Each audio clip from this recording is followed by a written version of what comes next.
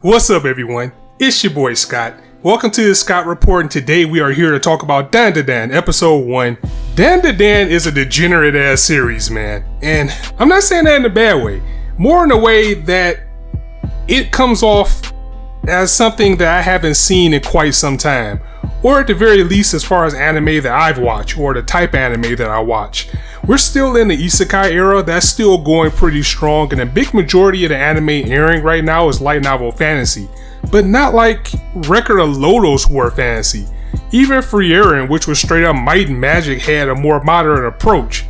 If it's an isekai, it's a power fantasy with the things that come on. And it has like a weird title, like I used to just be a shopkeeper, but I farmed goblins and slimes until I was the strongest in the world, that type of thing. Dan Da Dan isn't isekai, by the way. It's just like I always end up finding a way to rant on isekai because it's slowly becoming like my least favorite genre besides a few. But anyway, not to get off track, back to Dan Da Dan. Dan Da Dan is a straight up supernatural action comedy and crude comedy, may I add. Very crude comedy.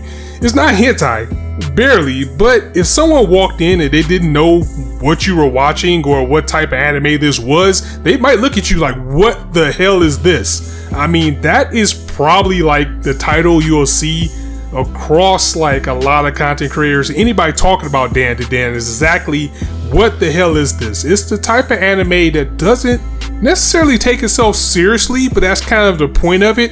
But at the same time, there's still meat and substance there. I mean, sure, like even before the anime aired, we've all seen like the old lady scene that we'll talk about later.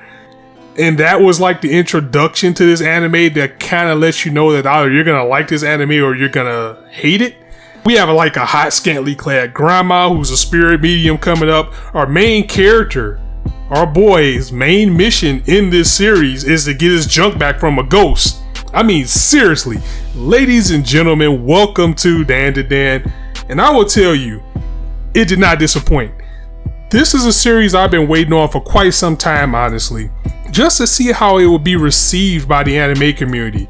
After reading the first few chapters myself of the manga, I was initially worried about how it would be adapted if it ever got an anime, but once I saw it was being done by Science Saru, all of my fears that I had about this series just went out of the window, and seeing episode 1 only made me feel more comfortable about what it was, because if it was any studio that was going to do it justice, it was going to be Science Saru. This is a studio that brought you Devilman Crybaby and Keep Your Hands Off Aizoken. Two different extremes, two different types of series, however, they both fit what the Dan Da Dan is perfectly. It's the action and intensity of one while also having the zaniness and charm of the other. I mean, just take the OP alone from Creepy Nuts that took us by storm with their Mashle opening. You just got that groove that just gets you going as soon as you hit play on the episode. That Dan Da Dan Dan Da Dan Dan Da Dan Dan Dan Dan Dan. The visuals are crazy. They're doing a Carlton in the opening. It is just fantastic. But again, back to the episode.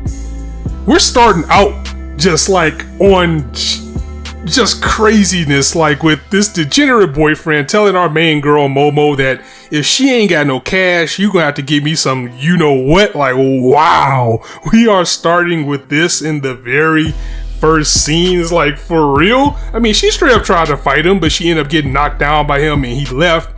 And that's just the start of our day. Like, her day really doesn't get any better, as when she's telling the story to her girls back at school, they're like, well, that's what you get for messing with a goon. You really need to look for somebody else, you know?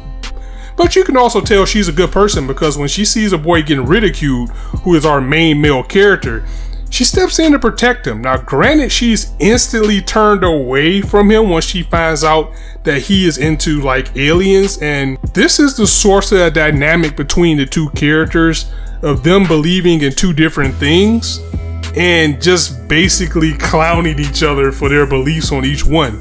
Our boy, who goes by Occult in this episode, believes in aliens and otherworldly things, while our girl Momo believes in ghosts. And they both want to prove that what they think is real to each other, because, you know, everybody thinks it's fake. She thinks that aliens is fake, and he thinks that spirits is fake. Only to find out really quick that both exist in this roller coaster world that we're in with this series. Even when she shuns a cult for his beliefs, Momo still feels bad for the way she treats him though. She was like, yeah, maybe I'm being a little bit of a jerk to this guy. But then when he's like, wait a minute, you believe in ghosts? Oh my God, how lame. Just the way he turns the tables and then start laughing at her. And then she's like, wait a minute, I was actually trying to be nice to you. And now you're going to clown me. I mean, this is just a good way to introduce us to our leads in this series and what we can expect from the Dan to Dan. And I love it. I love it. We're probably like no more than 5 minutes in, and this just had me just smiling from ear to ear with how different, how unique, and how funny it is compared to everything else that we have. We also get a little bit of backstory on Momo, who mentions that her grandmother is a medium, so she has a reason to believe what she does. And Occult spends a lot of time reading articles and etc. on the existence of aliens and various sources. Like he's like, look, the government has this, and there's pictures of this, there's photos of that. How come you can't explain this? So both make a deal. They make a deal with each other that if they can prove that what they believe is real, then the other person has to become a servant.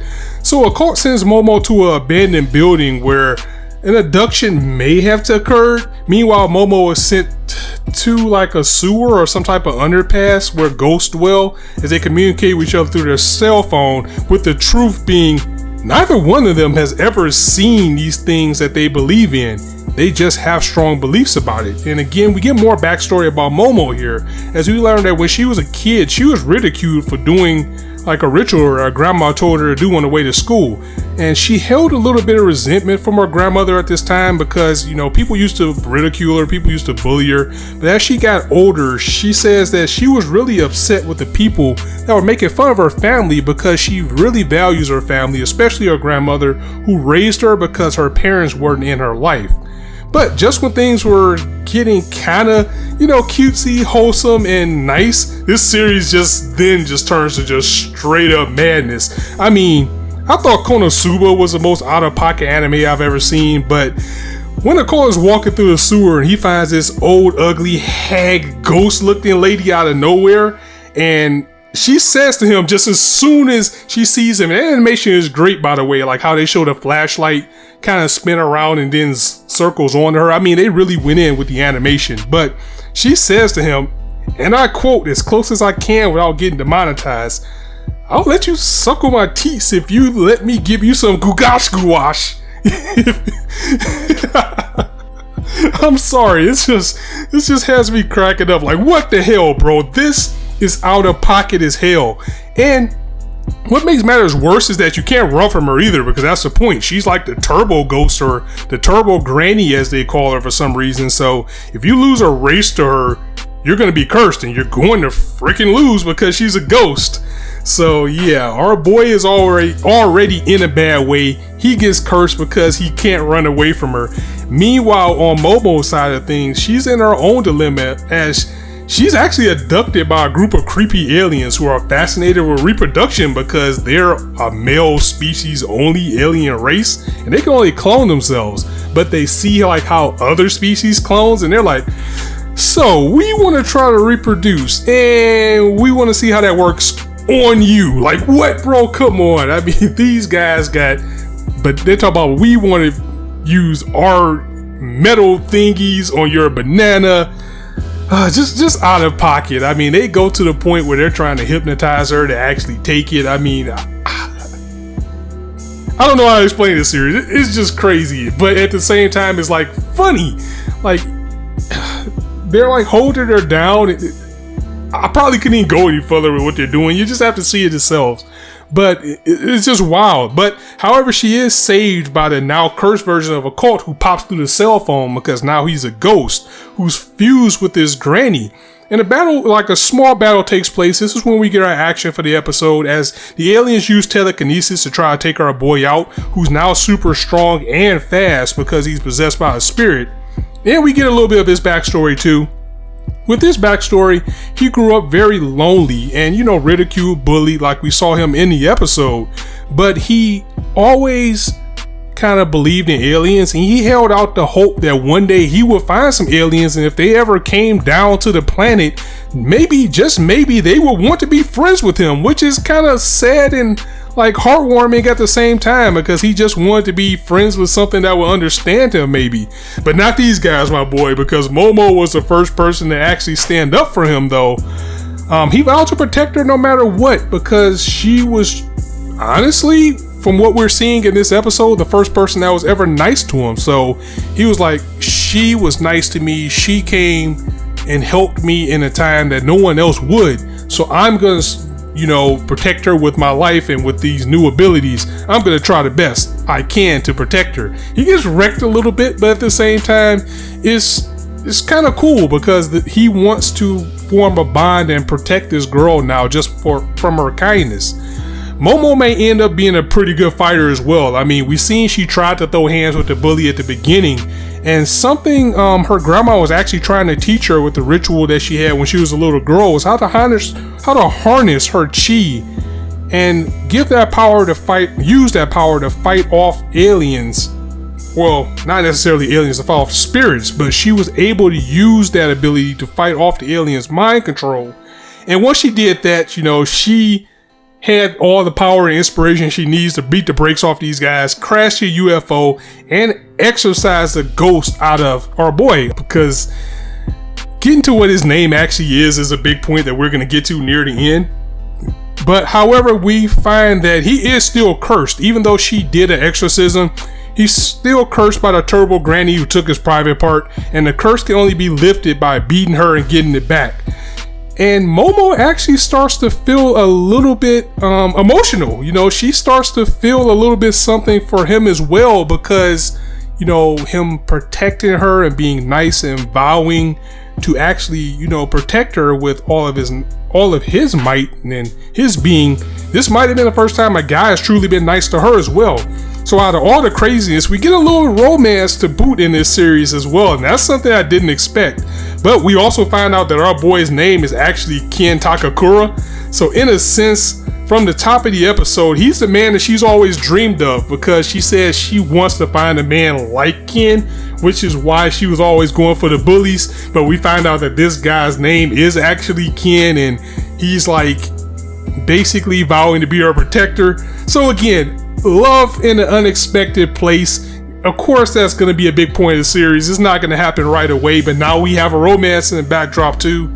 And thus our friendship and journey begins, because now we have both of these characters basically having what they believe in proven right in opposite spectrums. Like, Ken didn't believe in spirits. Now he's possessed by a granny turbo ghost. And Momo didn't believe in aliens, and she was almost abducted and assaulted by some aliens. So, yeah. Welcome to Dan, ladies and gentlemen. This is going to be a fun ride. I really enjoyed the episode, and it looks like we're clocked in for 12. So, that's a pretty good episode count for this. I think the manga itself is maybe only in like the 130s or something. But also, like with 12 episodes, it probably gives it enough time to keep building up the quality, because honestly, this looks like a Trigger production. Like, watching this episode and seeing how it handles the zaniness, how well it looks, how well it's produced, and all the zaniness and wackiness that it has. Even though it's Science Saru, it feels like it's a Science Saru and Trigger collaboration in a way. So I'm happy about that. And with it being on Netflix, I think Crunchyroll has it as well. But it's going to be weekly, so that's a little bit still kind of new with Netflix. Usually they drop things in batches, but some things they drop out weekly. So I'm glad that happens as well. That's going to be weekly, because it'll give me more time to actually absorb the episode and sit down and talk to you guys about it. So let me know what you thought about Dan episode 1 in the comments below. I absolutely loved it, but I want to know what you guys think, and I will definitely be back next week. So I'm going to go ahead and get up out of here. But as I always say, thank you guys for joining me. If you liked the video, go ahead and drop it a like. And if you want to hear more, go ahead and hit that subscribe button. And also, as I have always said, as we embark on almost 10 years of this content creation journey and a return that I'm very excited for. We're at like year 9, which time really flies. You guys can be anywhere on YouTube right now, but you chose to listen to me, and I really appreciate that. So thanks for stopping by. On that note, it's your boy Scott signing out. See you soon.